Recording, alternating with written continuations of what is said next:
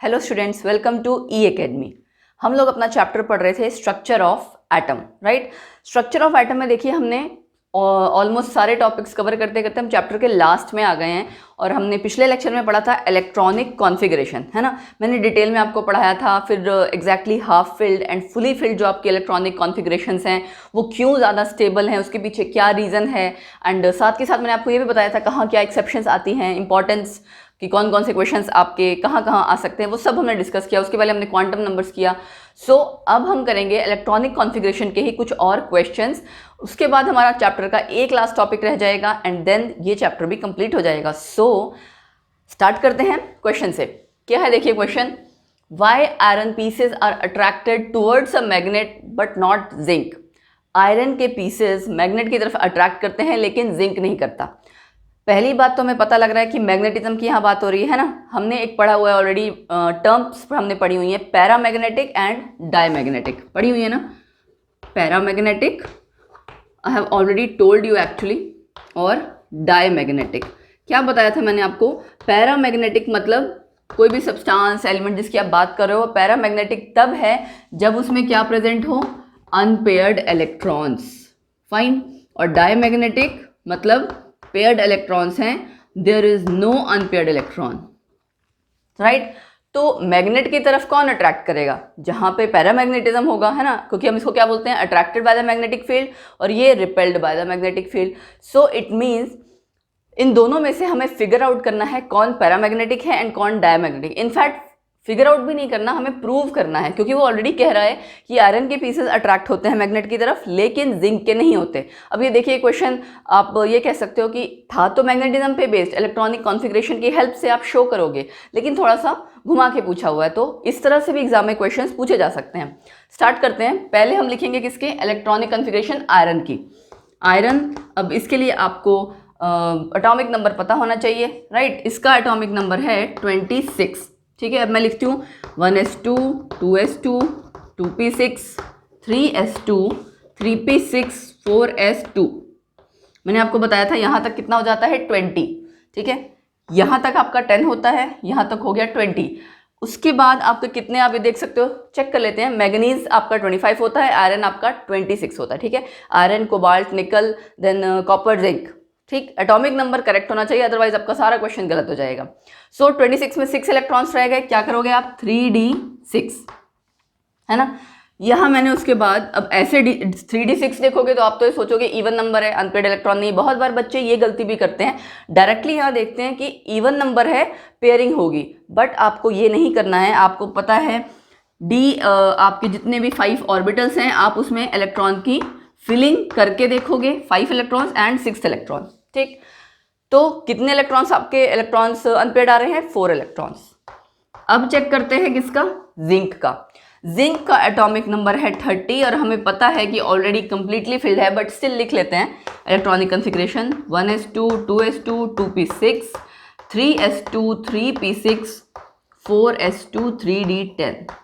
20 यहाँ तक था, प्लस 10 30। इट मीन्स अब यहाँ 10, अगर आप ये पता लग रहा है कि इवन नंबर नहीं तो आप फिल करके देख लो। 5 ऑर्बिटल्स आपने ड्रॉ किए डी के, सब में 2-2 इलेक्ट्रॉन ही जाएंगे, पहले 5 की फिलिंग देन अगेन 5 की filling. So it means 0 unpaired electron in case of zinc. उसके बाद आपको क्या मेंशन करना है, as from the electronic configuration we can see iron has 4 unpaired electrons, therefore it is attracted towards the magnet, ठीक है। एक चीज़ मैं और मेंशन करना चाहूँगी कि देखो, जब हम कंपटीशन या कॉम्पिटिटिव एग्जाम्स की तैयारी करते हैं तो कुछ बच्चों की शिकायत रहती है, मैम हिंदी में पढ़ाइए, इंग्लिश में पढ़ाइए। मैं already Hindi English mix language में पढ़ा रही हूँ। उसका रीज़न ये है कि बच्चों को समझ में आए, बट जितना थोड़ा बहुत हम बीच में इंग्लिश के टर्म्स या जो भी मैं आंसर बताती हूँ यूज़ कर रही हूँ, उसका रीज़न ये है कि धीरे धीरे आपको जैसे जैसे आगे जाना है, कॉम्पिटिशन के एग्ज़ाम्स हैं, CBSE के एग्ज़ाम्स हैं, नो डाउट आप कहीं पर तो कुछ जगह आप हिंदी यूज़ कर सकते हो, बट सब जगह आपको हिंदी नहीं काम आएगी। आपको इंग्लिश को भी आप कह सकते हो कि हैबिट में लाना पड़ेगा धीरे धीरे, राइट। इसीलिए मैंने आपको, जैसे क्वेश्चन है ये, अगर इन केस आप नहीं समझ पाओगे तो how would you explain it. इसलिए मैं आपसे सिर्फ इतना कहूँगी स्टूडेंट्स से कि जो बच्चे हिंदी मीडियम से हैं वो धीरे धीरे कोशिश करें थोड़ा थोड़ा कि आपको इंग्लिश में भी आंसर लिखना, एक्सप्लेन करना आने लगे। वो आएगा कैसे, रीडिंग से।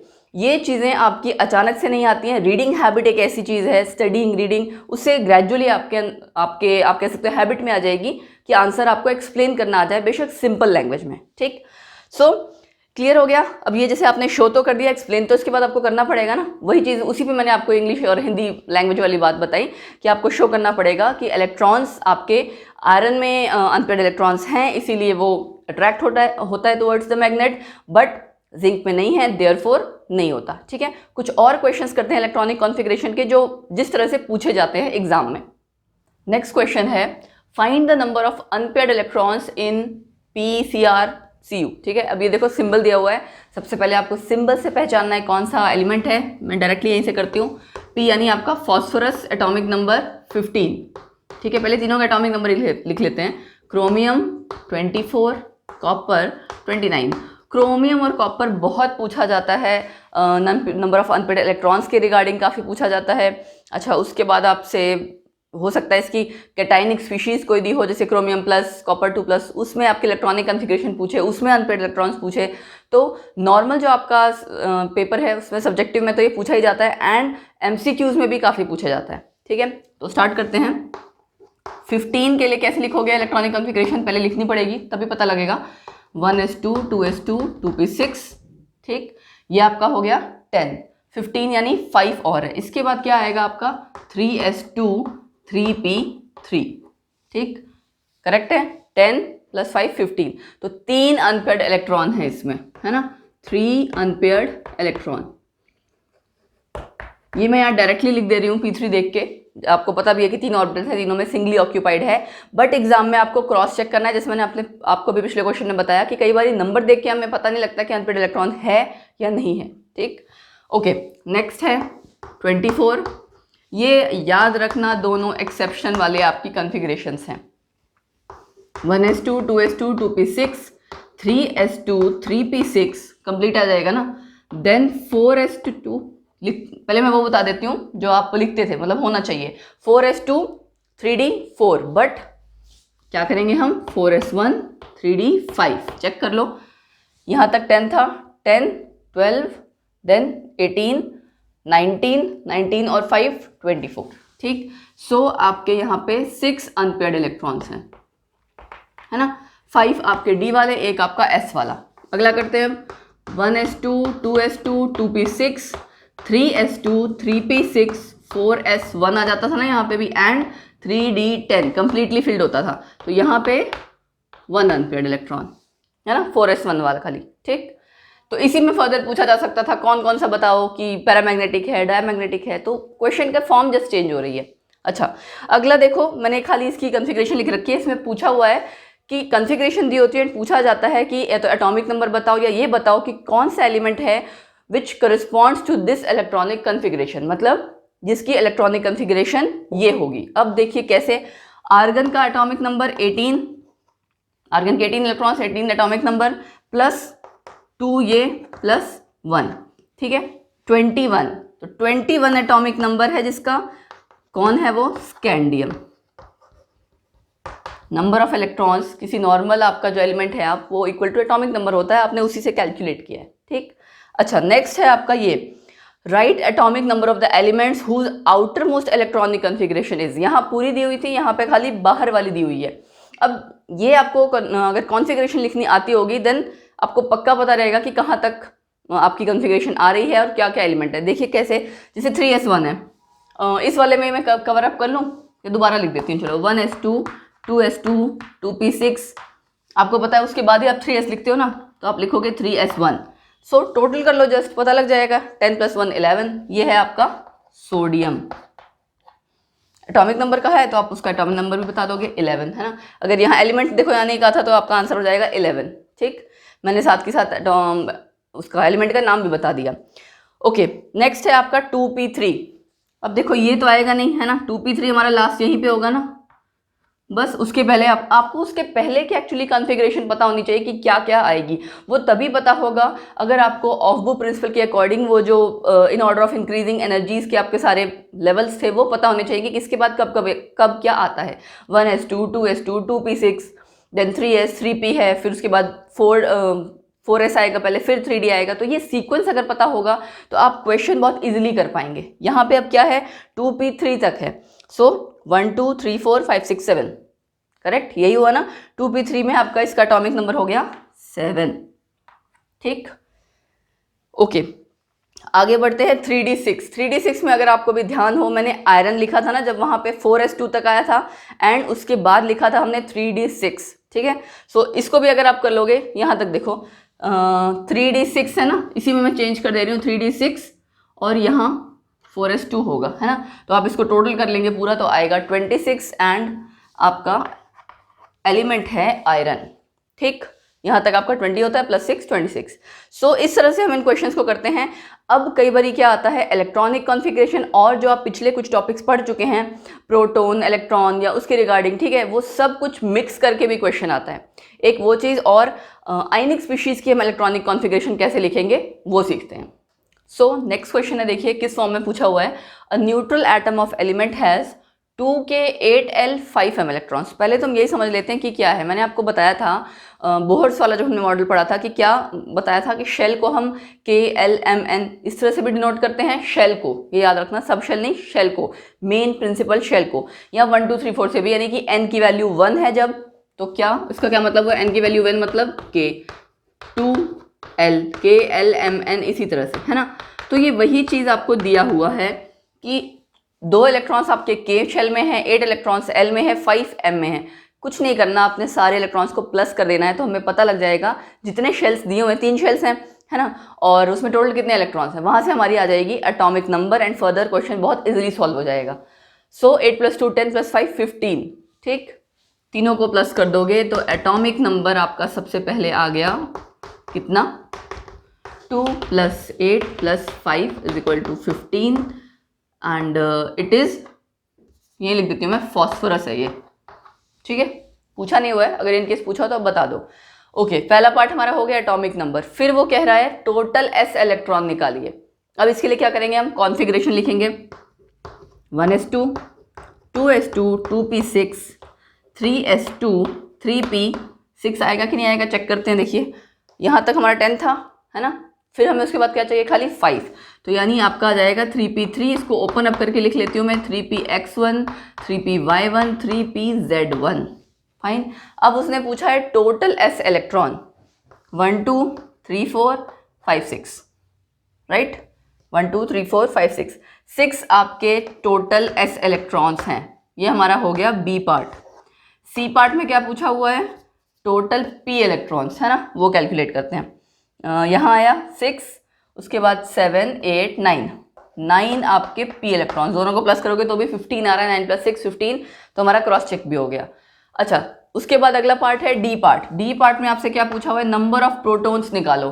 अब नंबर ऑफ प्रोटॉन्स आपका तब चेंज होता है, नंबर ऑफ प्रोटॉन्स और number of electrons neutral atom में हमेशा इक्वल हो गया। क्वेश्चन में मेंशन भी था न्यूट्रल एटम, अगर न्यूट्रल नहीं होता, कैटायनिक या एनायनिक स्पीशीज होती, तो नंबर ऑफ इलेक्ट्रॉन्स और प्रोटॉन्स डिफरेंट आते। ठीक है, बट यहाँ न्यूट्रल है, it means number of electrons is equal to number of proton, और वो कितना आ जाएगा, 15। ठीक है, एटॉमिक नंबर आपका 15 था, number of electrons total 15, number of protons भी 15। ओके, लास्ट पार्ट रह गया वैलेंसी। वैलेंसी क्या होती है, combining capacity of the element, कि कितनों के साथ वो और कंबाइन कर सकता है। नेचुरली उसका मतलब ये है कि कॉम्बिनेशन कर क्यों रहे हैं हम, ताकि हमारे इलेक्ट्रॉन की जो ज़रूरत है वो पूरी हो जाए, ऑक्टेट पूरा हो जाए, राइट। यहाँ पे देखो, ये आप देख सकते हो 3 इलेक्ट्रॉन्स हैं यहाँ पे जो अनपेयर्ड है, इसको 3 ही इलेक्ट्रॉन और चाहिए। वैसे भी आप देखो फॉस्फोरस आपका अगेन वही बात आ गई पीरियोडिक टेबल की, मैंने कहा था ना बार बार यूज़ होगा पीरियोडिक टेबल। 10th में आपने periodic table at least basic elements को लेके ऑलरेडी पढ़ा हुआ है। तो फॉस्फोरस किसकी फैमिली में आता है, नाइट्रोजन फैमिली में, मतलब नाइट्रोजन ऊपर है, उसके नीचे फॉस्फोरस है ना। उस अभी हम नेक्स्ट अब चैप्टर स्टार्ट करेंगे जब इसके बाद, इस चैप्टर के बाद, तो पीरियोडिक टेबल ही आएगा। वहाँ आपको पता लग जाएगा कि ग्रुप्स में कैसे चेंजेस आते हैं, पीरियड्स में कैसे चेंजेस आते हैं। सो नाइट्रोजन, उसके नीचे फॉस्फोरस, नाइट्रोजन की आपको पता है वैलेंसी 3 है, तो फॉस्फोरस की भी सेम ही रहेगी। ग्रुप की प्रॉपर्टीज़ ऐसी होती हैं कुछ जो सेम आती हैं, ठीक है, तो ये आप धीरे धीरे सीख जाओगे। अब क्यों, और ये क्यों पता होनी चाहिए, क्योंकि छोटे एलिमेंट्स का तो आपको यूजुअली पता होता है, बड़े एलिमेंट्स का नहीं पता होता। वहाँ पे हमें यही कॉन्सेप्ट लगाना होता है कि एक ग्रुप में प्रॉपर्टीज़ ऑलमोस्ट सारी प्रॉपर्टीज़ नहीं कह रही हूँ, कुछ प्रॉपर्टीज़ की बात कर रही हूँ, वो मैं धीरे धीरे जब हम जैसे जैसे चैप्टर पढ़ते जाएंगे आपको बताती जाऊँगी कि कौन सी प्रॉपर्टी सेम होती है एंड कौन सी डिफरेंट। एनीवेज, उसको हम बाद में पढ़ेंगे। वैलेंसी में कंबाइनिंग कैपेसिटी, राइट, इसको 3 इलेक्ट्रॉन और चाहिए, तो इसके ये जो कॉन्फ़िगरेशन है कंप्लीट हो जाएगी, है ना, कंप्लीटली फिल टाइप हो जाएगी। सो इसकी वैलेंसी आ गई 3। ठीक हो गया आपका ये क्वेश्चन। अब करते हैं कैटायनिक एनायनिक अगर स्पीशीज दी हो उसकी इलेक्ट्रॉनिक कॉन्फ़िगरेशन। अब कैटायनिक या एनायनिक स्पीशीज में हम इलेक्ट्रॉनिक कॉन्फ़िगरेशन कैसे लिखेंगे वो सीखते हैं। सबसे पहला है आपका, ये चलो सिंपल वाला कर लेते हैं, छोटे हैं आपके एलिमेंट्स। H नेगेटिव, H में कितने इलेक्ट्रॉन होते हैं? 1 इलेक्ट्रॉन। 1 नेगेटिव है, इसका मतलब 2 इलेक्ट्रॉन आ गए। सो इसकी कॉन्फ़िगरेशन हो गई 1s2। वैसे क्या होनी थी? 1s1 होनी थी, 1 इलेक्ट्रॉन हमने ऐड कर दिया 1s2। Okay, N negative, N1 negative का मतलब N की कॉन्फ़िगरेशन लिखोगे उसमें 1 इलेक्ट्रॉन और ऐड करोगे। तो N की कितनी होती थी? N का atomic number 7, right. 1s2, 2s2, 4 हो गए, 3 रहता था ना, 3 में आपका क्या आना था? 2p3। ये आपकी, अच्छा इसके लिए मैं एक टिप्स आप कह सकते हो कि टिप मैं ये दूंगी कि कैटायनिक और एनायनिक स्पीशीज की इलेक्ट्रॉनिक कॉन्फ़िगरेशन लिखने के लिए पहले आप जो न्यूट्रल एटम है उसकी कॉन्फ़िगरेशन लिखो। उसमें अगर आप पहले वो लिखोगे तो कभी कोई गलती नहीं होगी। उसके बाद आप कैटायनिक या एनायनिक स्पीशीज की नेक्स्ट स्टेप में लिखो। मैं यहाँ पे इसलिए कर दे रही हूँ क्योंकि ऑलरेडी छोटे एलिमेंट्स हैं, प्रैक्टिस है, इस वजह से बड़े एलिमेंट्स में आपको पूरा मैं करके दिखाऊंगी, ठीक है। सो N की आपकी क्या होगी कॉन्फ़िगरेशन? 7 एटॉमिक नंबर है, 1s2, 2s2, 4 हो गया यहाँ पे, 3 और 2p3। ये सिंपल N की हुई, बट 1 नेगेटिव है तो हम इसको क्या कर देंगे? 2p4। अब हो सकता था इसी में आपसे पूछा जाता अनपेड इलेक्ट्रॉन बताओ, तो आप p ऑर्बिटल में इलेक्ट्रॉन्स की फिल करके चेक करते और 2p4 में आपके कितने अनपेड इलेक्ट्रॉन्स आ जाते? 2, ठीक है। ओके, s2 नेगेटिव, सल्फर का एटॉमिक नंबर क्या होता है? 16। 2 इलेक्ट्रॉन एक्स्ट्रा आ गए मतलब 18। अब करते हैं इसका 1s2, 2s2, 2p6, 3s2, कितना हो गया यहाँ तक? 10, 10 + 2 12। हमें कितना करना है? 18। 18 आपको पता है नियरेस्ट नोबल गैस कॉन्फ़िगरेशन है, राइट। तो आप सिंपली क्या कर दोगे? 3p6 चेक कर लो बस। 1 2 3 4, 4 + 6 10, 12 एंड देन +6 18, ठीक है। सो ये हो गया आपका। अब हम करते हैं ये बड़े बड़े एलिमेंट्स। इसके लिए हम एक काम कर सकते हैं, इसको रब कर देते हैं, ठीक है। छोटे छोटे एलिमेंट्स हमने पहले क्यों किए? क्योंकि लिखने का तरीका धीरे धीरे करके ही सीखा जाता है ना, ठीक है। फाइन, अब हम करते हैं सबसे पहले कॉपर के लिए। कॉपर 2+ दिया हुआ है, आप क्या करोगे? पहले कॉपर के लिए लिखोगे 1s2, एटॉमिक नंबर 24, ठीक। 1s2, जब भी लिखना एटॉमिक नंबर ना यहाँ नीचे लिखा करो, है ना। हमें पता है कि नीचे एटॉमिक नंबर लिखते हैं, हम ऊपर मास नंबर लिखते हैं। 1s2, 2s2, 2p6, 3s2, 3p6, 4s1, 3d5। अच्छा सॉरी, कॉपर है ये, इट शुड बी, मैंने इसको क्रोमियम लेके चल रही थी। कॉपर 29, 4s1, 3d10, ठीक है। ये हमने लिखा सिंपल कॉपर का। अब क्या बोल रहा है वो? 2 इलेक्ट्रॉन्स कम है तभी 2+ है ना। अब ये चीज़ आप ध्यान रखो, फिलिंग भी 4s में पहले होती है और इलेक्ट्रॉन निकलता भी 4s से पहले है, ठीक है। एक्चुअली इसका रीज़न ये है कि जब तक फिलिंग नहीं हुई होती है 4s शेल की आपकी एनर्जी कम होती है, इसलिए उसमें फिलिंग पहले होती है, ठीक। But after filling of electron 4s की एनर्जी बढ़ जाती है इन कंपैरिजन टू 3d। इसीलिए इलेक्ट्रॉन पहले किस में से निकलेगा? जिसकी हायर एनर्जी है उसमें से इलेक्ट्रॉन पहले निकलता है, राइट। सो 4s का 1 इलेक्ट्रॉन हटाओगे आप, ये चीज़ हट जाएगी, और 1 इलेक्ट्रॉन यहाँ से भी हटाओगे, तो आपकी कॉपर 2+ की कॉन्फ़िगरेशन क्या आ जाएगी? 1s2, 2s2, 2p6, 3s2, 3p6, 4s अब नहीं लिखोगे आप, क्या लिखोगे? 3d9। फाइन, कितना आसान हो गया। अगर हम सिंपल कॉन्फ़िगरेशन पहले लिखें तो हमें चीज़ें सॉल्व करना आसान हो जाता है, ठीक है। अगला करते हैं क्रोमियम +3। क्रोमियम आपका 24, 1s2, 2s2, 2p6। इसके लिए आप लोग एक चीज़ और कर सकते हो, वीडियो को पॉज करके पहले खुद से सॉल्व करो एंड देन चेक करो। उससे क्या होगा, आपको खुद से प्रैक्टिस हो जाएगी एंड ये पता लगेगा कि क्या आप लोग कर पा रहे हो क्वेश्चन की नहीं कर पा रहे हो। इसीलिए मैंने क्वेश्चंस भी काफ़ी लिए होते हैं अपने लेक्चर्स में, क्योंकि जस्ट थ्योरी पढ़ते जाओ उसका कोई फ़ायदा नहीं है। अगर आप उस थ्योरी को क्वेश्चंस में अप्लाई ही नहीं कर पा रहे हो then there is no benefit, क्योंकि ना आप कोई नॉर्मल एग्जाम क्रैक कर सकते हो ना ही कोई कॉम्पिटिटिव एग्जाम, राइट। इसीलिए क्वेश्चंस को ज़्यादा से ज़्यादा सॉल्व करो, चाहे वो किसी भी टाइप की केमिस्ट्री है, inorganic, organic, physical, anyone, right. अच्छा, back to the point, 1s2, 2s2, 2p6, उसके बाद 3s2, 3p6, 4s1 3d5 ये था हमारा नॉर्मल क्रोमियम 24 वाला। इसमें कितने इलेक्ट्रॉन्स कम है? 3 इलेक्ट्रॉन्स कम, एक ये हट जाएगा और 2 यहाँ से, ठीक है। सो आपकी कॉन्फ़िगरेशन आ गई 1s2 2s2 2p6 3s2 3p6 3d, एक इलेक्ट्रॉन यहाँ से ऑलरेडी कम कर दिया था, 2 यहाँ से गए 3d3, ठीक है। कभी कभार अगर आपको ऐसा लगे तो आप चेक कर सकते हो सबको प्लस करके, 24 में से 3 कम 21 होंगे ना। ये आपका 10 था, यहाँ पे आपका 10 + 2 यहाँ 18 आया, 19 20 21, ठीक है। क्रॉस चेक भी कर सकते हो अगर आप करना चाहो। देन आयरन के लिए, आयरन की ये दोनों तो देखो सिंपल आयरन से ही हो जाएगा। पहले हम आयरन की कॉन्फ़िगरेशन लिख लेते हैं 26, क्या होगा 1s2 2s2 2p6 then 3s2 3p6, कितना हो गया यहाँ तक 10 एंड 18, राइट। 10 + 2 फाइन। उसके बाद 4s2 एंड 3d6, ये हमारी सिंपल नॉर्मल आयरन के लिए है। अच्छा, उसके बाद बोला है आयरन +2 में कुछ नहीं करना, ये आपका कट हो जाएगा खाली, है ना। आयरन +2 में आप क्या करोगे, सारी कॉन्फ़िगरेशन आपकी सेम रहेगी, बस ये नहीं होगा 4s2 नहीं आएगा क्योंकि दोनों इलेक्ट्रॉन हमारे यहाँ से पहले निकल जाएंगे। +3 में क्या होगा, ये 2 इलेक्ट्रॉन तो निकले और वहाँ से भी एक निकलेगा, तो +3 की configuration 1s2 2s2 2p6 3s2 3p6 then 2 electron यहाँ से निकले 3d5, ठीक। क्या रह गया हमारा एक n2+, ठीक है। ओके, नाइट्रोजन में 2 इलेक्ट्रॉन आपने कम करने हैं। नाइट्रोजन की कॉन्फ़िगरेशन फिर से छोटा एलिमेंट आ गया, पहले लिख लेते हैं चलो 1s2 2s2 2p। नाइट्रोजन का आपका एटॉमिक कॉन्फ़िगरेशन एटॉमिक नंबर था आपका 7 के लिए मतलब 4 + 3 ये आना था ना। हमने क्या किया, यहाँ पे 2 इलेक्ट्रॉन शॉर्ट करने हैं, 3 में से 2 गया 1, ये आपकी इसकी कॉन्फ़िगरेशन हो जाएगी। छोटे एलिमेंट्स में ये है कि आप ऐसे कर सकते हो, बड़े में गलती होने के चांसेस ज़्यादा हैं, इसलिए मैं पूरा लिखती हूँ पहले एक बार। सिंपल न्यूट्रल एटम की जो स्टेट है वो इलेक्ट्रॉनिक कॉन्फ़िगरेशन, एंड देन जो आपको कैटायनिक या एनायनिक स्पीशीज़ निकालनी है मतलब वो, ठीक। तो ये हो गई हमारी इलेक्ट्रॉनिक कॉन्फ़िगरेशन एंड उसके सारे क्वेश्चंस। अब हम करते हैं next shape of the orbitals, जिसमें हमें सारे ऑर्बिटल्स की एक-एक करके शेप करनी है। नेक्स्ट अब आपने देखो शेप्स करनी है s p d की, f की नहीं करनी है, s की करनी है, p की करनी है और d की करनी है। इनमें भी शेप्स आपकी ना s और p में तो चलो सिंपल है, ठीक है। d की डिफरेंट है क्योंकि 5 ऑर्बिटल्स जो हैं, पांचों की आपकी शेप डिफरेंट आती है। एक एक करके पढ़ेंगे। पहले हम स्टार्ट करते हैं s से। s ऑर्बिटल्स के केस में कुछ नहीं है, सिंपल स्फीरिकल इन शेप है, ठीक है। क्या शेप है आपकी? स्फीरिकल।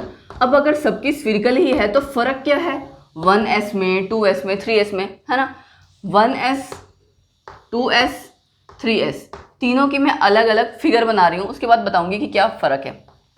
सेंटर में न्यूक्लियस है, राइट, एंड उसके बाद हम कहते हैं ना कि उसके आसपास तक इलेक्ट्रॉन्स न्यूक्लियस के आसपास बहुत ज़्यादा है।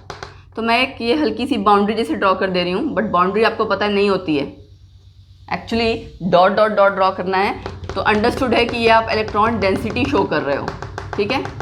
मैं अगेन एक्सप्लेन कर दे रही हूँ, I am not drawing the line, actually for convenience आप डॉट डॉट ड्रॉ करोगे तो जस्ट समझाने के लिए कि ये इलेक्ट्रॉनिक डेंसिटी है इलेक्ट्रॉन की अराउंड द न्यूक्लियस जो कि ज़्यादा है वो है।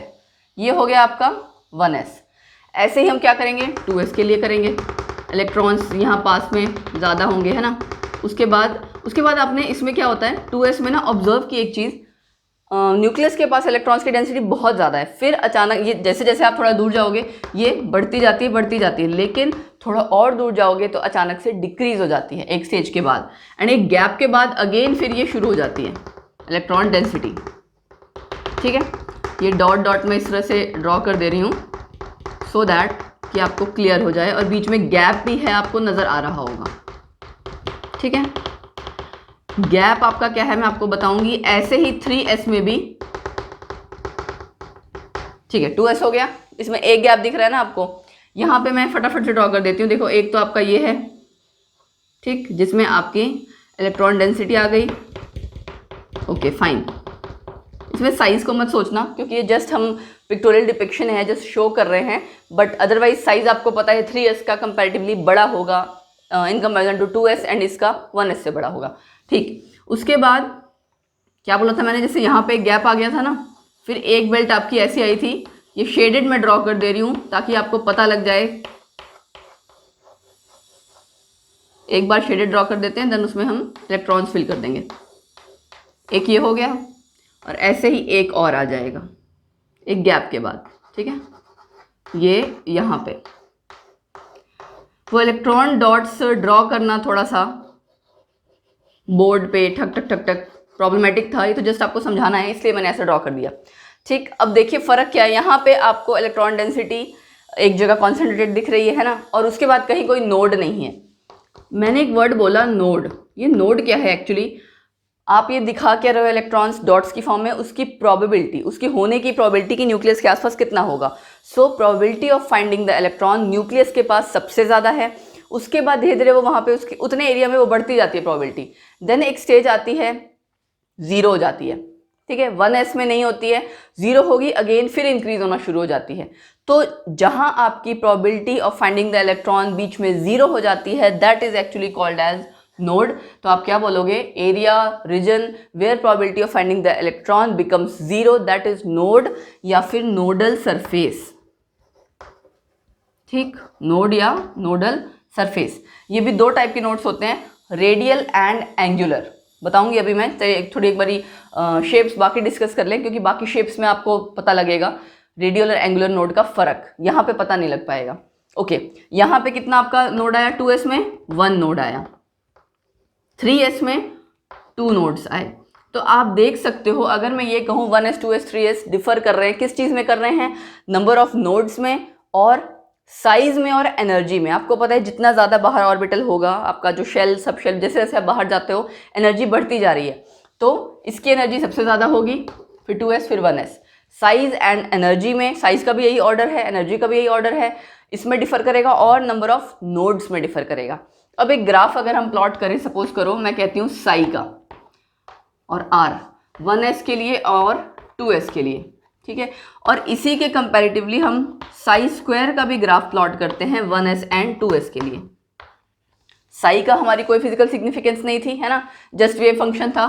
1s के केस में ऐसे आता है, ठीक है, और 2s के केस में यहाँ आते आते आपका ये नीचे चला जाता है, एंड उसके बाद ये इस तरह से, तो पॉजिटिव पार्ट है, देन ये आपका नेगेटिव पार्ट आ जा रहा है, यही बात हुई ना। ओके, क्यों, क्योंकि ये आपका सिंपली साई है, इसकी कोई सिग्निफिकेंस नहीं है, आप एक सिंगल वैल्यू लेके चल रहे हो उसकी। साई स्क्वायर क्या था आपका, स्क्वायर ऑफ द एम्पलीट्यूड। आपको पता है किसी भी चीज़ का कोई नेगेटिव भी है, उसका स्क्वायर करो तो क्या बन जाएगा, पॉजिटिव। दूसरा साई स्क्वायर आपको क्या बताता है, probability of finding the electron. तो ये ग्राफ थोड़ा सा चेंज होगा दिस वे, है ना, देखने में एक जैसा लग रहा है बट थोड़ा सा चेंज हुआ। ये 1s के लिए है, 2s के लिए क्या होगा, यहाँ से आते आते ये नोड आपका 0 हो गया, then again high, then again इस तरह से, तो ये आपका नोड शो कर रहा है, and this is for 2s। Positive होना था क्योंकि ऑब्वियसली स्क्वायर है, एंड जहां आपका ये बिल्कुल 0 हो रहा है, इस लाइन का मतलब क्या है, 0 लाइन ही तो है। साई स्क्वायर का मतलब क्या है, प्रोबेबिलिटी। तो यहाँ पे आपकी probability of finding the electron 0 हो रही है, वो वही चीज़ है जो आप नोड के लिए कर रहे थे, है ना। 2s के लिए ऐसे हुआ, एक पहाड़ जैसा आया, 3s के लिए 2 पहाड़ आ जाएंगे, ये याद करने का तरीका है। सो ये जस्ट मैंने आपको ग्राफिकल फॉर्म में समझाया कि प्रोबेबिलिटी अगर आप प्लॉट कर रहे हो विद रिस्पेक्ट टू रेडियस तो क्या आ रहा है आपका ग्राफ, एंड मेनली आपको ग्राफ के साथ साथ ये पता होनी चाहिए कि शेप्स क्या आएगी। ये तो बात हुई s ऑर्बिटल्स की। अब इसी तरह हम करेंगे पहले p orbitals, then d orbitals. Next है p ऑर्बिटल्स। p ऑर्बिटल्स में देखिए क्या ऑब्जर्व किया गया कि आपका जो डम्बल शेप आती है, ठीक है, ये डम्बल शेप किस चीज़ की है, मतलब ये आपकी probability of finding the electron का रीजन है। डम्बल देखा है ना, जो लोग जिम करते हैं उनको पता होगा डम्बल क्या होता है। हो सकता है कोई ऐसा भी हो जिसको डम्बल ना पता हो, वैसे तो दुनिया आजकल मैक्सिमम फिटनेस फ्रीक है, तो आई थिंक डम्बल पता होगा, जिससे डोले बनाते हैं लोग मैक्सिमम।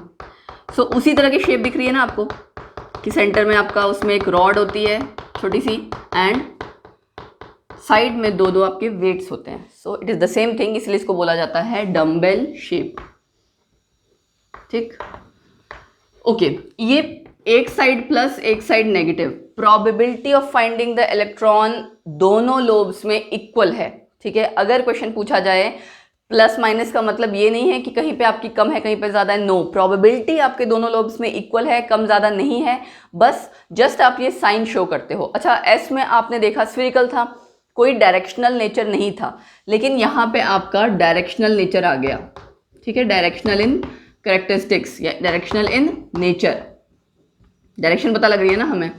और अगर मैं तीन अलग अलग एक्सिस में, हमारे पास क्या है, P X, P Y, P Z, तीनों कहीं आपकी शेप ये होगी, तो फर्क क्या है वो देखते हैं। सपोज कीजिए मैंने ये ड्रॉ कर दिया, ओके, ये वाई, ये एक्स, सॉरी एक्स एंड ये जेड, ठीक है, तीनों मुझे अलग अलग ड्रॉ करना पड़ेगा, अदरवाइज आप लोगों को समझ नहीं लगेगा। ये हमारा था, यस, हमने y ले रखा है ना, y, ये हमने लिया है x। अच्छा, इसमें भी ना कोई श्योर नहीं है कि आपको कौन सा एक्सिस लेना है, किसी किसी बुक्स में ये वाला जो एक्सिस है इसको z लिया हुआ है, तो आपको जस्ट तीनों एक्सिस अलग अलग शो करने हैं, तीनों एक दूसरे के परपेंडिकुलर हैं, दैट्स इट। उससे ज़्यादा ये देखने की जरूरत नहीं है कौन सा है कौन सा नहीं, ये रट्टा मारने की जरूरत नहीं है कि आपको सीधी वाली लाइन, हॉरिजॉन्टल लाइन क्या पुट करनी है, दूसरी कौन सी पुट करनी है, नो, z अगेन, इधर x एंड y। बट इस केस में आप जैसे आप खुद ड्रॉ कर रहे हो, बता रहे हो, तो इसमें सेम रखना है, ऐसा ना हो इसमें एक में y यहाँ एक में कहीं और, तो वो मतलब ही चेंज हो जाएगा। क्यों? क्योंकि आपको तीन ऑर्बिटल्स ड्रॉ करने हैं, P X, P Y, P Z. P X कहाँ होगा? ऑब्वियसली एक्स एक्सिस पे होगा, so you will draw like this. इधर आपका पॉजिटिव साइन आएगा, इधर आपका नेगेटिव साइन। ये पॉजिटिव नेगेटिव ना मैं दूसरे कलर से ड्रॉ कर देती हूँ तो आपको ज़्यादा क्लियर लग जाएगा पता, ठीक है। ओके, ये आपका पॉजिटिव साइन, ये नेगेटिव साइन, मतलब जो आपका ये पॉजिटिव लोब है, ये नेगेटिव लोब है। ये एक्स एक्सिस पे ड्रॉ किया तो ये है हमारा पी एक्स ऑर्बिटल। अच्छा, अब मैं यहाँ पी वाई ड्रॉ करती हूँ, ठीक। पी वाई आपका वाई एक्सिस पे होगा ऑब्वियसली, इसी से ड्रॉ कर देती हूँ दिस वे, फाइन। और एक चीज़ और, ड्रॉ करते टाइम ये ध्यान देना दोनों लोब्स आपके इक्वल हों, ठीक है। माना थोड़ा बहुत ड्रॉ करने में ऊपर नीचे होता है, बट अप्रॉक्सीमेटली इक्वल हो, बिकॉज दोनों लोब्स आपके इक्वल इन साइज होते हैं। प्रोबेबिलिटी दोनों के इक्वल इन साइज का मतलब यही हुआ ना कि प्रोबेबिलिटी आप इक्वल शो करो, वो डॉट्स की फॉर्म में। दूसरा, इलेक्ट्रॉन डेंसिटी आप में ऑलमोस्ट दोनों में सेम दिखानी है, ठीक है, अगर आप डॉट्स की फॉर्म में शो कर रहे हो। यहाँ भी आपका ये पॉजिटिव, ये नेगेटिव। तीसरा है आपका जेड एक्सिस। जेड एक्सिस में आप ड्रॉ करोगे इस तरह से, ठीक, पॉजिटिव नेगेटिव। आई होप आपको क्लियर हो गया होगा। P X, P Y, P Z, clear. Again अब हम नोड्स की बात करें तो देखिए 1s, 2s, 3s में क्या देखा आपने, जब s, जिस शेल में s शुरू हो रहा है वहां नोड नहीं होगा, उससे अगले वाले में एक नोड, उससे अगले में दो नोड। तो ऐसे ही p ऑर्बिटल हमारा कब शुरू होता है? सेकेंड शेल से। 2p आएगा, देन 3p आएगा, देन 4p आएगा। सेकेंड शेल से स्टार्ट हो रहा है, फर्स्ट शेल में तो हमारा p ऑर्बिटल होता नहीं है, तो यहाँ 0 नोड, ठीक है। उसके बाद 3p में 1, 4p में 2, इसी तरह से इंक्रीज होता जाएगा, ठीक। सो नोड्स की बात कर ले हमने। दूसरी बात ये है, ये जो आपको एक प्लेन दिख रहा है ना, जैसे ये एरिया है जो ये सेंटर वाला, यहाँ पे आपकी प्रोबेबिलिटी 0 है। इसको आप नोडल प्लेन भी कहते हो। नोडल सरफेस हो गया, नोड हो गया, नोडल प्लेन हो गया, करेक्ट। यहाँ पे probability of finding the electron 0 है। अब बात आती है कि इन तीनों में फ़र्क क्या है। 2p, 3p, 4p में अगेन नंबर ऑफ नोड्स में फ़र्क है और number of size and energy में फ़र्क आएगा, है ना। साइज एंड एनर्जी में फिर वही सेम चीज़ है। 4p का साइज बड़ा होगा, एनर्जी ज़्यादा होगी in comparison to 3p and 2p। So p orbitals हो गए हमारे।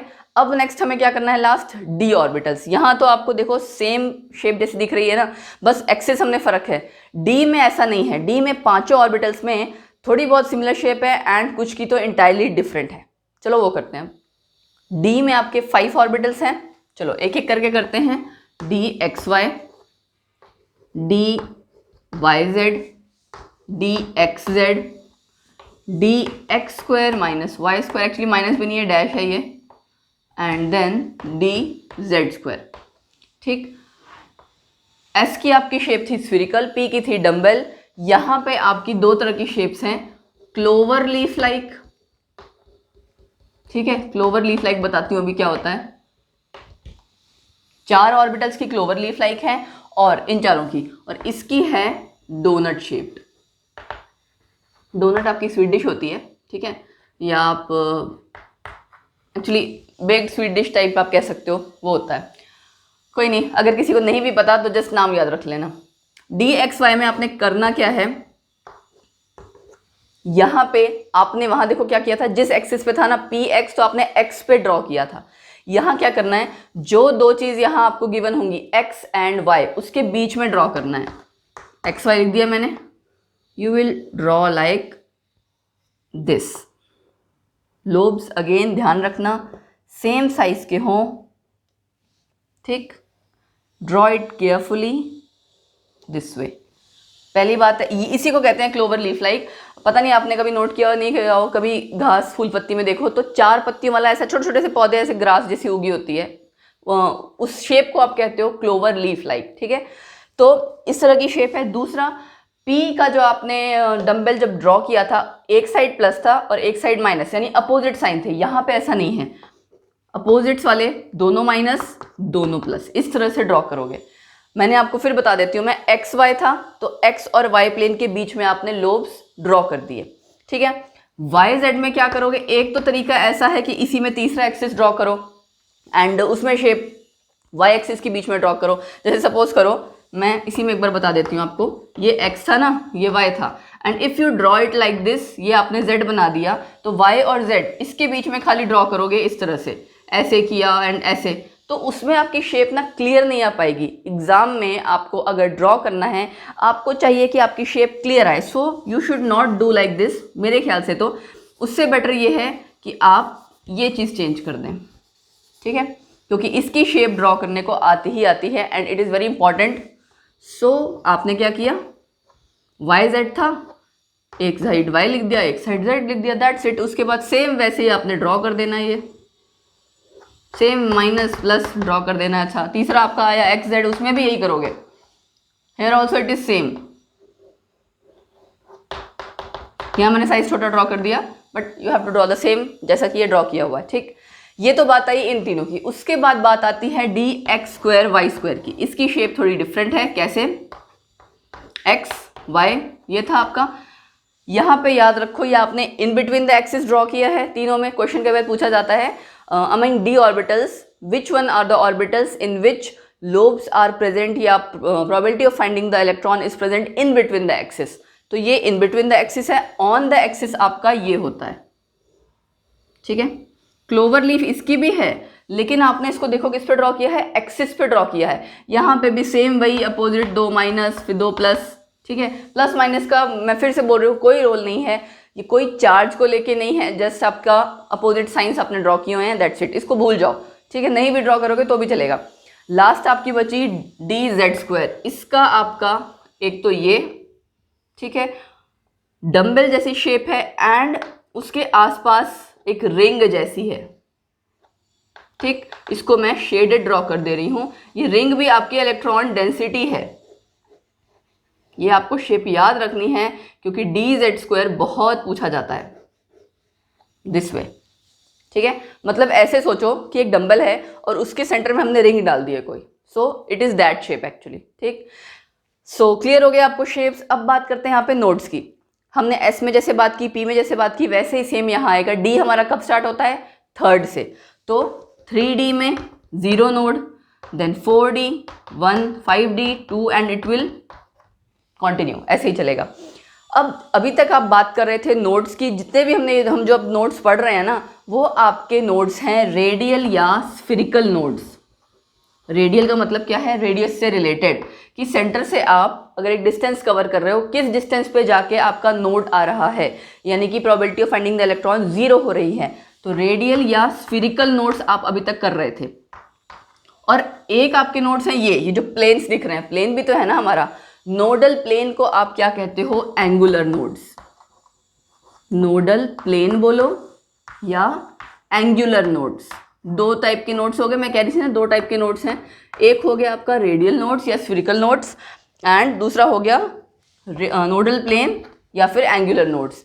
रेडियल नोड्स आपके किस फॉर्मूले से निकलते हैं, ये फॉर्मूला बहुत याद रखना, very important, n minus l minus 1, n minus l minus 1। n आपका प्रिंसिपल क्वांटम नंबर, l आपका एजीमुथल क्वांटम नंबर। अप्लाई करके देखें, 1s पे करते हैं। 1s में n की वैल्यू 1, s की वैल्यू 0, 1 माइनस 0 माइनस 1, क्या आया, 1 माइनस ओवरऑल 0 आ गया। सो तभी हमारे 1s में कोई नोड नहीं है। इस पे अप्लाई करके देखें 5D पे। 5D में 5 माइनस D की वैल्यू क्या होती है, SPD 0 1 2। तो 5 माइनस 2 माइनस 1 कितना, 5 माइनस 3 2, तभी मैंने यहाँ लिखा था 2। तो ये आपके रेडियल नोड्स तो कैलकुलेट हो जाएंगे n माइनस l माइनस 1। ये क्यों फॉर्मूला मैंने बताया, इन केस आपको कभी ऐसा बाद में इस तरह का भी आता है 7f में बताओ कितने नोड्स होंगे, तो आप इस फॉर्मूले से कैलकुलेट कर सकते हो, करेक्ट। अच्छा, दूसरा है आपका नोडल प्लेन या एंगुलर नोड्स। ये आपका कैलकुलेट होता है, it is equal to l यानी एजीमुथल क्वांटम नंबर जो होगा आपका उसकी वैल्यू से। d में देखो आपका, ठीक है, ये आपको सपोज करो अगर कभी भी पूछा जाए आपको इसी तरह से बताना है l की वैल्यू से ही। उसके बाद टोटल नोड्स आपके क्या होंगे, n माइनस 1, ठीक है, n माइनस 1, n मतलब जितना प्रिंसिपल क्वांटम नंबर होगा उसमें एक कम कर दोगे आप, ठीक है। सो दिस वाज ऑल जिसमें कि हमने बात की एंगुलर नोड्स। अब यहाँ पे भी आपका 4D 5D की बात हो रही है ना, कि आप अगर ये सोचो 4D में 1 है आपका, 3D में कोई नोड नहीं है, ये प्लेन की बात हो रही है। एंड प्लेन आपका एंगुलर नोड्स मतलब क्या है, किसी एक एंगल पे जहाँ पे आपकी probability of finding the electron 0 हो रही है।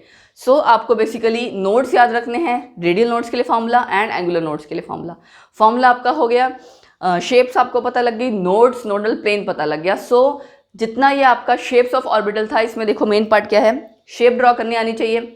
दूसरा पार्ट नोड्स पूछा जाता है, ठीक, इतना आपको आना चाहिए। और एक आपका और चीज़ है जो अब मैं इसके बाद नेक्स्ट कराऊंगी, प्लॉट आता है यानी कि ग्राफिकल।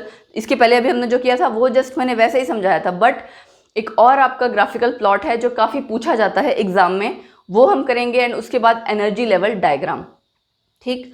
और यस, इसमें हमारा कोई और टॉपिक इस पॉइंट में तो हमारा नहीं बचा है। नेक्स्ट करते हैं। So plots of radial probability function, ये भी आपकी शेप से ही रिलेटेड है। अब यहाँ बात आ रही है रेडियल प्रोबेबिलिटी फंक्शन की, है क्या चीज़ ये। देखिए, अगर सपोज करिए हम न्यूक्लियस और ये सारी चीज़ स्फीरिकल रूप में की फॉर्म में लेके चल रहे हैं ना, तो अगर मैं कंसीडर करती हूँ एक स्फीयर और उसकी ये है थिकनेस, ठीक, सेंटर से मैंने ये लिया एंड ये लिया, ये आपका r हो गया, ये dr है, तो ये तो पूरा कितना हो गया, r प्लस dr। ये थिकनेस क्या है, जहाँ पे आपका इलेक्ट्रॉन है। तो अगर मैं बात ये करूँ कि इलेक्ट्रॉन की रेडियल का मतलब रेडियस से रिलेटेड, प्रोबेबिलिटी फंक्शन मतलब रेडियस यानी कि with respect to distance from the nucleus, कोई फंक्शन अगर आपका ये चीज़ बता रहा है कि ग्राफ के रिलेटेड की शेप कैसे होगी, या इलेक्ट्रॉन वहाँ पे उसकी होने की प्रोबेबिलिटी कितनी है, तो वो बन जाएगा रेडियल प्रोबेबिलिटी फंक्शन, ठीक है। अच्छा, अब बात आती है कि प्रोबेबिलिटी डेंसिटी, वो क्या होता है, साई स्क्वायर। प्रोबेबिलिटी डेंसिटी आपकी साई स्क्वायर हम कर चुके हैं ना। प्रोबेबिलिटी डेंसिटी का मतलब क्या है एक्चुअली, कि probability of finding the electron, that's it. उसी को एक और टर्म दिया हुआ है, प्रोबेबिलिटी डेंसिटी आपकी हुई साई स्क्वायर, ठीक है। इसको अगर मैं मल्टीप्लाई कर दूँ इतने एरिया से, ये एरिया नहीं, इनफैक्ट मुझे वॉल्यूम कहना चाहिए, वॉल्यूम से बाहर वाला जो आपका शेल है उसका वॉल्यूम क्या होगा, स्फीयर है ना ये, तो 4/3 पाई r क्यूब आपका नॉर्मली फॉर्मूला होता है वॉल्यूम ऑफ द स्फीरिकल शेल। तो बाहर वाले के लिए क्या हो जाएगा, r प्लस डी आर का होल क्यूब, अंदर वाले के लिए खाली r क्यूब। इनका जब माइनस लेंगे तो हमारा क्या आ जाएगा, volume of thickness of shell, thickness dr जो आपकी थिकनेस दी हुई है ऑफ शेल, कितना होगा वो 4 पाई r स्क्वायर, ठीक है, r स्क्वायर dr। इनफैक्ट ये सारा मैं कैलकुलेट करने के बाद बता रही हूँ। और इन दोनों को अगर आप मल्टीप्लाई कर दोगे तो वो क्या बन जाएगा, रेडियल प्रोबेबिलिटी फंक्शन, मतलब with respect to distance from the nucleus, यानी कि रेडियस को लेके क्या प्रोबेबिलिटी है उतने से एरिया में इलेक्ट्रॉन के होने की। ये फंक्शन हम पूरे उसमें मॉडल में वेव फंक्शन की बात कर रहे हैं ना, इसीलिए क्या बन गया हमारा फॉर्मूला, 4, इसको मैं रब कर देती हूँ, 4 pi r square, D R को हम निगलेक्ट कर सकते हैं, साई स्क्वायर, ठीक। अब इसी का ग्राफ प्लॉट किया जाता है with respect to r, 4 pi r square psi square, r के रिस्पेक्ट में मैंने 1s के लिए करना है, 2s के लिए एंड 2p के लिए। आपके सिलेबस में इन्हीं तीन का है खाली, 1s, ठीक है, देन 2s के लिए, यहाँ नहीं लिखती मैं वरना आपको कंफ्यूजन हो जाएगी, 2s एंड देन 2p के लिए। ये सेम आपका यहाँ पे भी यही आएगा, 4 pi r square psi square r, यहाँ पे भी सेम यही आएगा, बस फर्क क्या आएगा शेप का। 1s के लिए देखिए आपकी शेप इस तरह से होगी, ए ऐसे, बहुत पास होगा। एंड ये आपका एक जो फर्स्ट ये जो डिस्टेंस है ये क्या है, ये है ए नॉट। याद है आपको हमने किया था बोहर मॉडल में 0.529 आंगस्ट्रम, ये वही है, ठीक है 0.529 आंगस्ट्रम हमने किया था ना। तो क्या मतलब था, ये बोहर रेडियस हमने लिया था, तो यहाँ आपकी probability of finding the electron maximum होगी, देन अगेन वो डाउनवर्ड्स आएगी, कम होगी, ये आपका जहाँ मिल रहा है वो नोड हो गया। अच्छा, इसके बाद आती है 2s में। 2s में मैंने क्या बताया था आपको, एक छोटा सा आएगा, उसके बाद एक बड़ा सा, तो यहाँ पे भी इसी तरह से दो आपके वो आ जाएंगे। पहले वाला है आपका 0.8 ए नॉट, अगर आप ए नॉट के कंपेरिजन मतलब उसके टर्म्स में करें, ठीक है, या फिर इसके और दूसरा है आपका 0.52 ए नॉट, सॉरी ए नॉट, ए आपका स्मॉल है, ए नॉट की जो वैल्यू है उससे अगर आप मल्टीप्लाई करोगे, ठीक है, तो यहाँ आपका 0.4 के आसपास आता है, 0.475, और यहाँ आपका आता है 2.75, ये 0.4 है और ये है 2.75 आंगस्ट्रम। कुछ नहीं करना, आपने 0.8 को मल्टीप्लाई कर देना है 0.529 से, ठीक है। तो यहाँ आपने देखा ना इस तरह से आया। अब 2p में क्या है, 2p में है तो ये एक ही, लेकिन ये वैल्यू ए नॉट की आपकी कितनी आती है, 0.8 हो गया, 0.52, इसकी वैल्यू आपकी आ रही है, एक्चुअली वैल्यूज़ की होती है 2.1 आंगस्ट्रम। सो कितनी आएगी आपकी 0.5 के ऑलमोस्ट कितने टाइम्स हो रहा है, 4 times, right. So 4 A not आप कह सकते हो। मल्टीप्लाई करोगे ना आप 0.5 को 4 से तो आपका अप्रॉक्स 2 आएगा, तो उसके हिसाब से है। सो आपको बेसिकली वैसे याद ये करनी चाहिए 2.75 आंगस्ट्रम, 2.1, 0.529 ये वैल्यूज़ याद करना, आंगस्ट्रम वाली वैल्यूज़ याद करना, ठीक। ये ग्राफ पूछे जाते हैं प्रोबेबिलिटी ऑफ मतलब plots of radial probability function. ये है आपका रेडियल प्रोबेबिलिटी फंक्शन जो आपने y एक्सिस पे ड्रॉ किया है विद रिस्पेक्ट टू आपने किसके ग्राफ प्लॉट किया है, रेडियस के, रेडियस यानी डिस्टेंस फ्रॉम द न्यूक्लियस, ठीक। तो आप बेसिकली शो कर रहे हो प्रोबेबिलिटी इलेक्ट्रॉन की रेडियस को ध्यान में रखते हुए, यानी डिस्टेंस फ्रॉम द न्यूक्लियस को ध्यान में रखते हुए, ठीक। सो ये चीज़ हमारी हो गई पूरी, ये इससे भी हमें शेप का ही पता लग रहा है। अब हमारा जो लास्ट पॉइंट रह गया वो क्या है, एनर्जी लेवल डायग्राम, ठीक है। एनर्जी लेवल डायग्राम पे कुछ क्वेश्चन पूछे जाते हैं, जैसे मैंने आपको बात की थी ना डीजेनरेसी की, वो हम पढ़ेंगे, बहुत छोटा सा टॉपिक है, and this is the last topic of this chapter. So energy of atomic orbitals मतलब आप एनर्जी लेवल डायग्राम की बात कर रहे हो, है ना। जैसे हम normally energy level diagrams draw करते हैं ना, सेम वैसे ही है, बट एक चीज़ इसमें ध्यान रखनी है, फॉर हाइड्रोजन एटम यानी कि सिंगल इलेक्ट्रॉन स्पीशीज़ के लिए, एंड फॉर अदर यानी कि मल्टी इलेक्ट्रॉन स्पीशीज़ के लिए थोड़ा सा डिफरेंट है। इस साइड मैंने एनर्जी ड्रॉ की, ठीक है, एंड बाकी आप ड्रॉ कर रहे हैं क्या, अलग अलग शेल्स, ठीक है। पहला है आपका 1s, इसको मैं सर्कल की तरह से ड्रॉ कर देती हूँ, ठीक, ये आपका हो गया 1s। 2s में आपका एक 2s वाला और 3 2p, ये n is equal to 1 first shell, second shell, third shell, ये है एक्चुअली, ठीक है। 2s 2p, 3s, फिर 3p के 3 आ जाएंगे, एंड इसको अगर मैं थोड़ा सा एक्सटेंड कर दूं तो 1 2 3 4 5, oh sorry, n is equal to 3, 3s p d, ये है आपका हाइड्रोजन एटम के लिए, यानी कि सिंगल इलेक्ट्रॉन स्पीशीज के लिए। तो ये एक ही बार एक ही लाइन में मैं शो कर रही हूँ ना एनर्जी पे। इसका क्या मतलब है कि इन ऑर्बिटल्स की सबकी एनर्जी सेम है। जिन ऑर्बिटल्स की सेम शेल के आपके जितने भी ऑर्बिटल्स हैं हाइड्रोजन एटम में यानी कि सिंगल इलेक्ट्रॉन स्पीशीज में, उनकी सेम एनर्जी होती है, and this is called as degeneracy. यहाँ लिख देती हूँ मैं डीजेनरेसी, और इन ऑर्बिटल्स को हम क्या कहते हैं, डीजेनरेट ऑर्बिटल्स, मतलब they are having equal energy, ठीक। अच्छा, ये बात हो गई। एंड उसके बाद अगर आप किसी मल्टी इलेक्ट्रॉन स्पीशीज का ड्रॉ करते हो, उसमें क्या होगा, देखो 1s में तो सिंगल है, ठीक है, 2s में आपकी 2 लाइन्स आ जाएंगी, 3s में आपकी वहाँ पे भी चेंजेस आएंगे, कैसे, 1s में तो आपका ठीक है एक ही है, 2s में 2s और 2p, 2s आप यहाँ ड्रॉ करोगे एंड 2p की आपकी एनर्जी चेंज हो जाएगी, ठीक है। क्यों चेंज होगी उसका रीज़न मैं भी बताऊंगी। 2s हो गया 2p, उसके बाद थर्ड में क्या होता है 3s, है ना, 3p 3d, बट 3s आपका यहाँ आएगा, ठीक। अच्छा, 3p आपका थोड़ा और हायर लेवल पे आएगा, ठीक।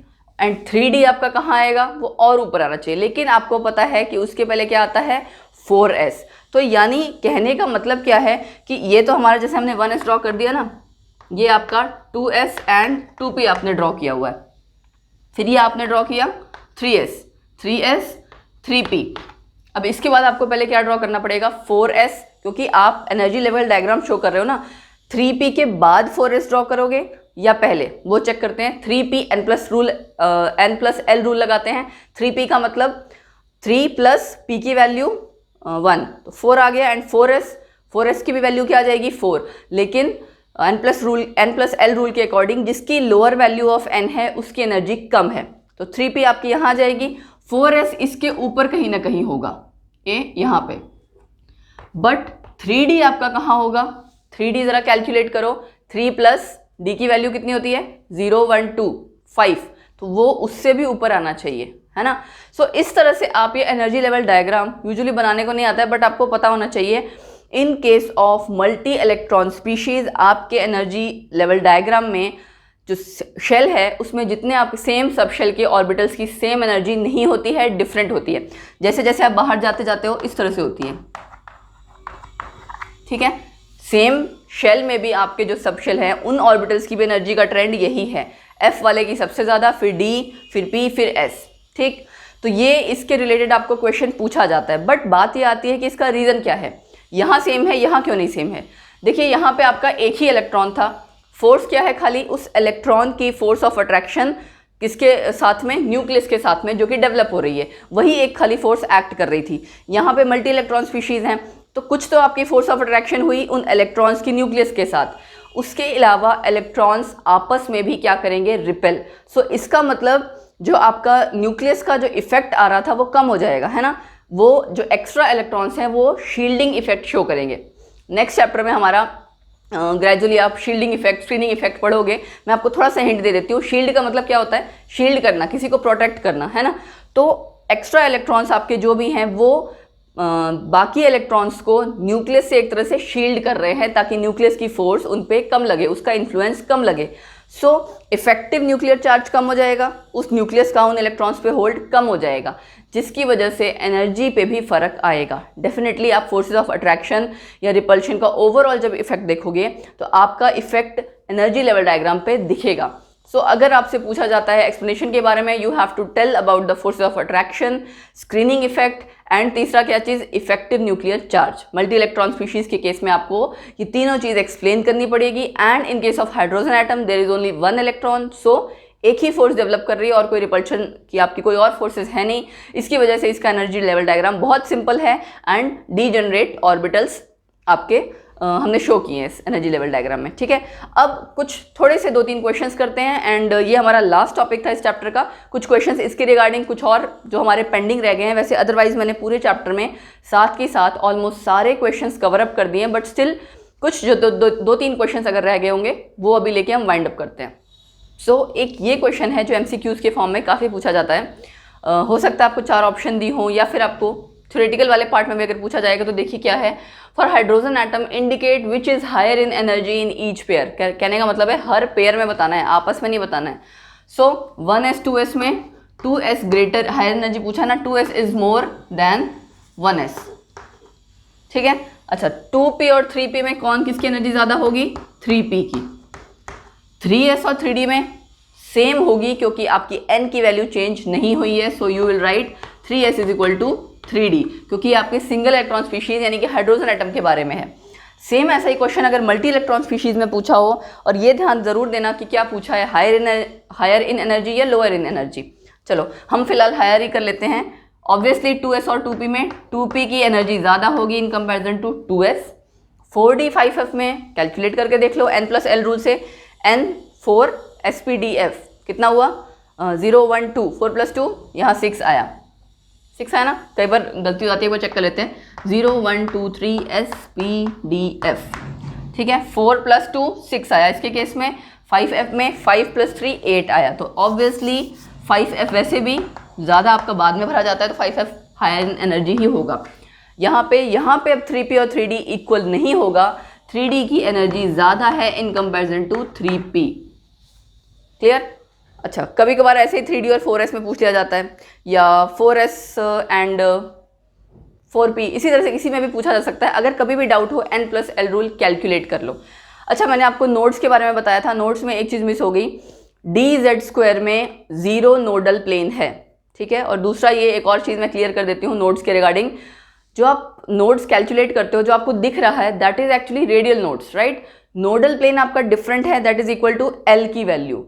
तो आपका कोई सा भी d ऑर्बिटल होगा ना, d ऑर्बिटल मतलब कि उसमें नोडल प्लेन 2 ही होंगे। l की वैल्यू क्या होती है, यहाँ हमने लिखा था ना अभी 0 1 2 SPD, d के लिए चाहे वो कोई सा भी d ऑर्बिटल हो, 3d 4d 5d, everywhere radial nodes different होंगे, लेकिन एंगुलर नोड्स यानी कि नोडल प्लेन हमेशा 2 ही होंगे। बट dz² में 0 नोडल प्लेन, प्लीज याद रखना 0 नोडल प्लेन, ये पूछ लिया जाता है, ठीक। अच्छा, एक और क्वेश्चन है जो पूछा जाता है, सपोज करो आपसे कहा गया कि g ऑर्बिटल पूछा जाए कि g ऑर्बिटल के लिए मिनिमम n की वैल्यू क्या होनी चाहिए जिसमें कि वो एग्जिस्ट कर जाए। जैसे f के लिए ना, कहने का मतलब उसका ये है कि कौन से ऑर्बिटल में सबसे पहले, कौन से शेल में, n का मतलब शेल, कौन से शेल में सबसे पहले g ऑर्बिटल आएगा। g ऑर्बिटल का मतलब देखो 0 1 2 3 4 इसी तरह किया हुआ ना आपने, s p d f g। तो g का मतलब क्या है, ये आप किसकी वैल्यू लिख रहे थे, l की, l इज इक्वल टू 4 है ना, g के लिए l की वैल्यू 4 है। अब n की वैल्यू आपको पता है क्या होती है, अगर आप इसको रिवर्स लेके चलो, n और l में क्या रिलेशन है, l की वैल्यू होती है 0 to n-1। हमने पढ़ा हुआ है n की वैल्यू हमेशा एक ज़्यादा होगी l की वैल्यू से, राइट। तो अगर g ऑर्बिटल के लिए l की वैल्यू 4 आ रही है तो n की वैल्यू क्या होगी, 5। इस तरह का भी क्वेश्चन थोड़ा सा घुमा फिरा के पूछा होता है। बाकी अदरवाइज पूरे चैप्टर में मैंने मैक्सिमम क्वेश्चंस कवर अप कर दिए हैं, आपके सारे टॉपिक्स कवर कर दिए हैं। अब बारी है आपकी कि आपको पूरा चैप्टर पढ़ना है, रिवाइज करना है। जितने क्वेश्चंस मैंने यहाँ कराए हुए हैं आप उनको पढ़ने के बाद वीडियो पॉज करके ट्राई कर सकते हो एंड चेक कर सकते हो कि आपका आंसर सही आया या नहीं। उसके अलावा भी आप क्वेश्चंस की प्रैक्टिस डेफिनेटली करो, बिकॉज बिना प्रैक्टिस के आपका चैप्टर प्रिपेयर नहीं होगा। So this was all for this lecture, thank you. And next lecture में हम 3rd चैप्टर, अपना नया चैप्टर स्टार्ट करेंगे। लाइक शेयर सब्सक्राइब करना, यार बार बार रोज़ कहती हूँ मैं सेम बात, बट स्टिल कहनी ज़रूरी है। लाइक शेयर सब्सक्राइब ज़रूर करें, ज़्यादा से ज़्यादा करें। एंड पढ़ाई करते रहो, हंसते रहो, खुश रहो। Thank you, bye bye, take care.